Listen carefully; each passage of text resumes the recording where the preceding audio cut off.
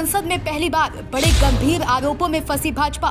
शाह ने खुलकर संभाला मोर्चा तो इधर रातों रात राहुल गांधी पर दर्ज हो गई एफआईआर।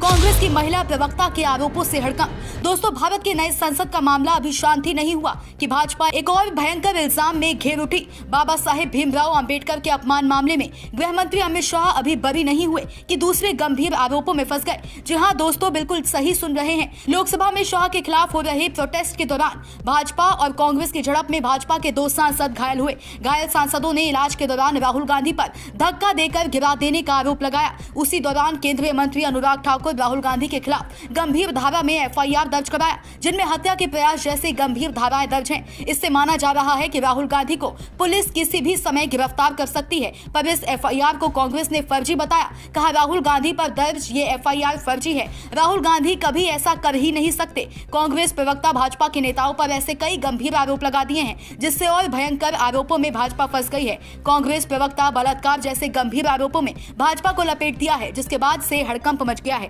तो देखिए किस तरह से यहाँ पर प्रोटेस्ट किया जा रहा है। उसके बाद कुछ लोग यहाँ पर शायद घायल भी हुए हैं, जिनको वहां से ले जाया जा रहा है।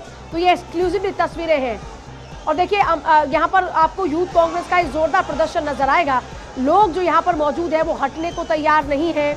यूथ कांग्रेस का ये प्रदर्शन, जयपुर की ये तस्वीरें इस वक्त आपके सामने।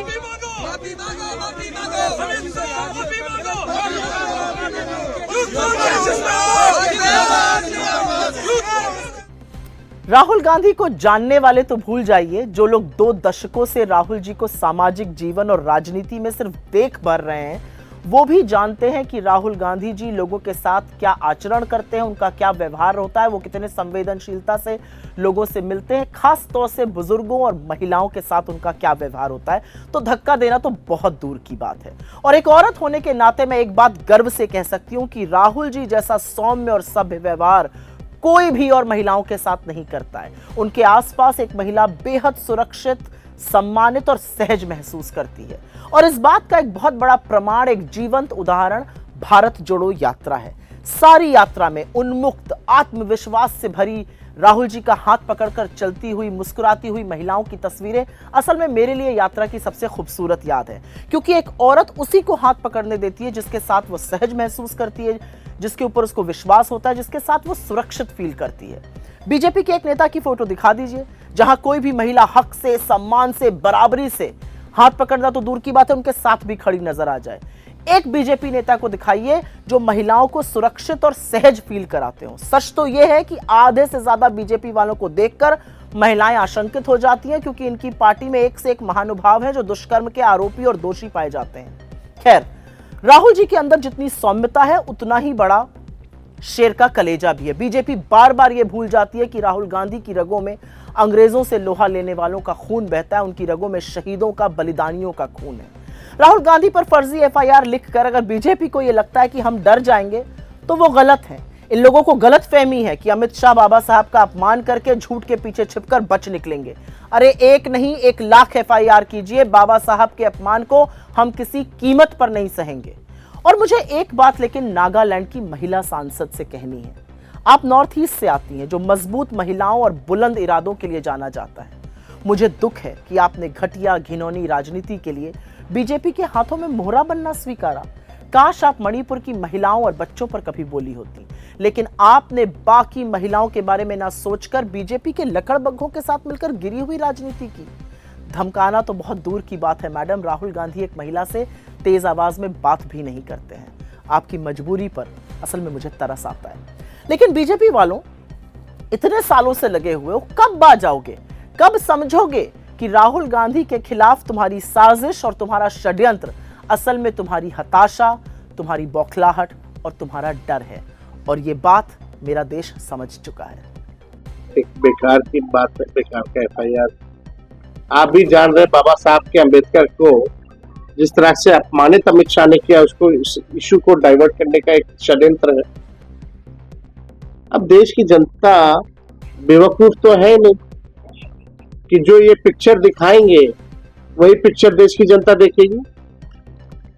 हम लोग अंधे तो है नहीं, हम लोग सब लोग जानते हैं कि बीजेपी के लोगों की मानसिकता बाबा साहब अम्बेडकर के प्रति क्या है।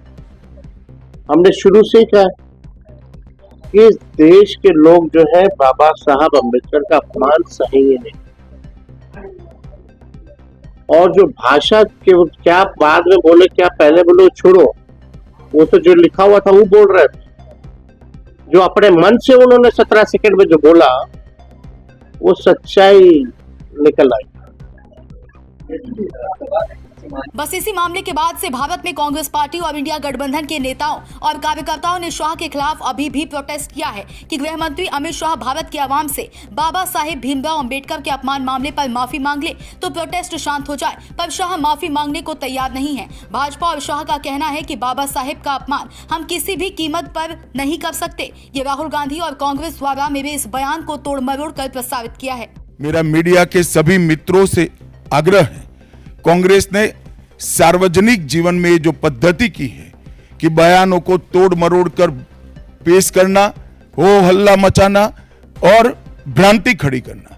पहले उन्होंने नरेंद्र मोदी जी के भी एडिटेड बयानों को सार्वजनिक किया। चुनाव जब चल रहा था मेरे बयान को एआई का उपयोग कर कर एडिट किया गया और पूरे देश में इसको प्रसारित करने का घृणित काम किया गया। और आज अंबेडकर जी के लिए मेरी बात को तोड़ मरोड़ कर वो पेश कर रहे हैं। मैं स्पष्टता के साथ कहना चाहता हूं, मीडिया को विनती भी करना चाहता हूं कि मेरा पूरा बयान जनता के सामने रखिए।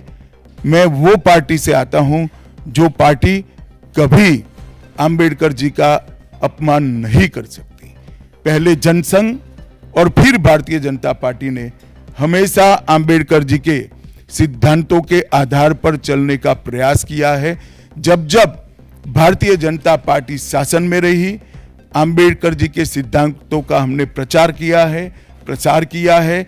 आरक्षण को और मजबूत करने का काम भारतीय जनता पार्टी ने किया है। भारतीय जनता पार्टी के वक्ताओं ने संविधान पर, संविधान की रचना के मूल्यों पर और जब जब कांग्रेस या भारतीय जनता पार्टी का शासन रहा तब शासन ने संविधान के मूल्यों का किस तरह से मूल्यांकन किया, संरक्षण किया और संवर्धन किया, इस पर फैक्ट के साथ भारतीय जनता पार्टी के वक्ताओं ने अनेक उदाहरणों के साथ जनता के सामने विषय रखे और उसमें वो तय हो गया कि कांग्रेस पार्टी अंबेडकर जी विरोधी पार्टी है, कांग्रेस पार्टी आरक्षण विरोधी पार्टी है, कांग्रेस पार्टी संविधान विरोधी पार्टी है, कांग्रेस पार्टी ने सावरकर जी का भी अपमान किया, कांग्रेस पार्टी ने आपातकाल डालकर संविधान के सारे मूल्यों की धज्जियां उड़ा दी, नारी सम्मान को भी सालों तक दरकिनार किया, न्यायपालिका का हमेशा अपमान किया, सेना के शहीदों का अपमान किया और भारत की भूमि तक को संविधान तोड़कर विदेशी देशों को देने की हिमाकत कांग्रेस पार्टी के शासन में हुई।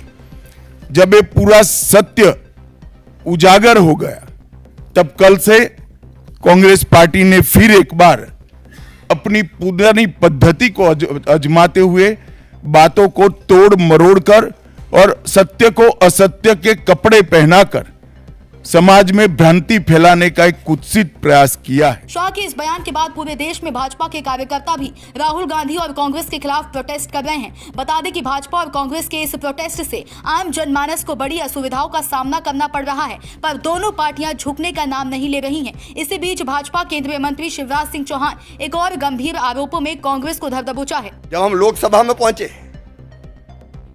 तो कांग्रेस के सांसदों ने सारी मर्यादा तोड़ दी, अध्यक्ष की आसंदी के ऊपर चढ़ गए। मैंने तो आज तक नहीं देखा कि अध्यक्ष की आसंदी के ऊपर चढ़ जाए सांसद। आसंदी की मर्यादा को पैरों तले रौंदा गया है। आज लोकतंत्र की धज्जियां उड़ाई गई है, संविधान को कुचला गया है।